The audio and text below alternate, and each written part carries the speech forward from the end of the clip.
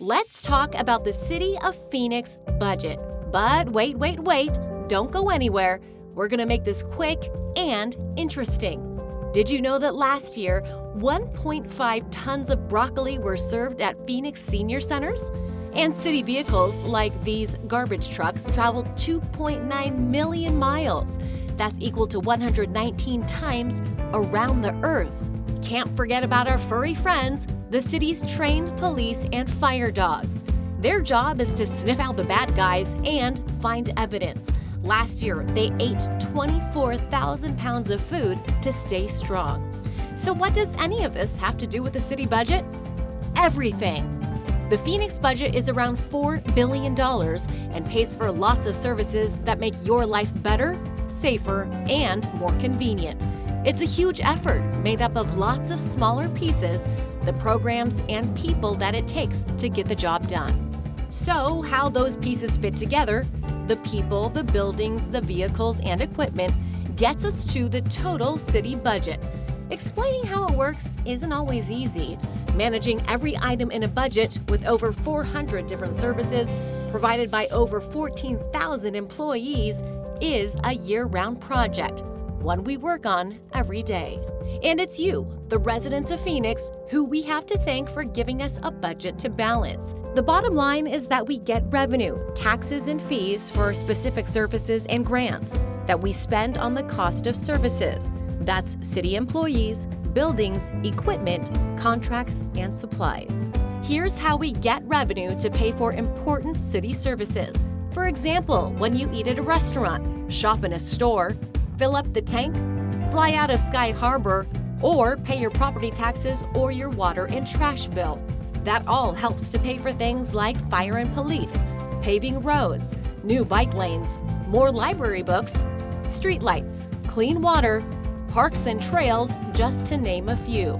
To provide these important services, we divide our work and track our costs through 36 city departments and functions like police, fire, parks, libraries, neighborhood services, water and aviation, and our support services like the city clerk, human resources, finance, budget, and information technology departments.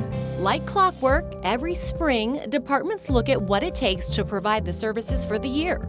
Did employees leave or did new staff join the team? Are there needed or unplanned building or equipment repairs? What will broccoli cost next year? Are there new projects that need to be considered? Okay, we talked about broccoli. Now let's talk about pie. Every department gets a slice, or at least a sliver of the pie, and most departments like police, fire, libraries, parks, neighborhood services, and human services are supported by the general fund. It's a pot of money that comes from these areas: general sales and property taxes, revenue distributed by the state from income, state sales, and vehicle taxes, and some fines and fees.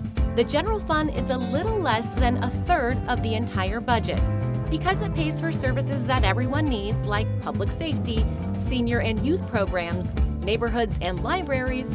It's the part that gets the most of the public's attention. Now, check out this slice.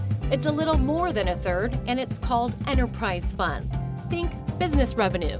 This slice is from those departments that only charge the people who use their services directly.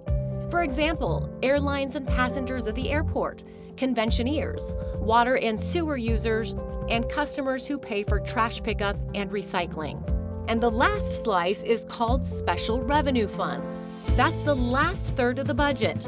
This is funding that comes from taxes dedicated for a special purpose. For example, Phoenix Parks and Preserves, Transportation 2050 for streets and transit, and the special dedicated sales taxes for police and fire hiring.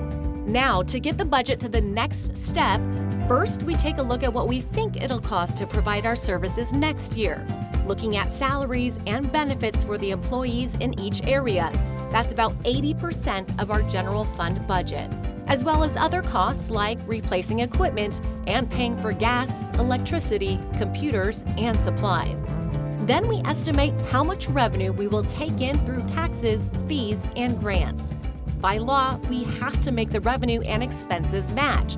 That's called a balanced budget. If there's not enough, we ask how to cut back. But if there's more revenue than expenses, we ask how it should be spent. It's the same process for general funds, enterprise funds, and special revenue funds. That asking is called the trial budget. It's a list of proposals from the city manager and staff based on what they have heard from the city council and the community. It's a trial budget because it's not final. It's a starting place to hear from you. The trial budget is discussed with the city council, and then we come to you. Every resident of Phoenix, yes, all 1.6 million of you, are invited to tell us what you think. You can attend a meeting and give your feedback there, or read the trial budget online and give feedback that way. Based on what you tell us, the budget is revised and presented to the City Council for a second round of discussion and feedback. And then the final budget is developed and presented for the City Council to formally adopt. That means when July 1st rolls around, broccoli can be served and trucks can roll through the city. Departments know how much funding they have. Remember the pie? But they have to live within their means and use only the slice they've been given. What happens next? A new year of work. The budget process for the following year starts, and we do it all again. Managing and balancing the budget is a big responsibility, and we are glad to have you be part of it every year.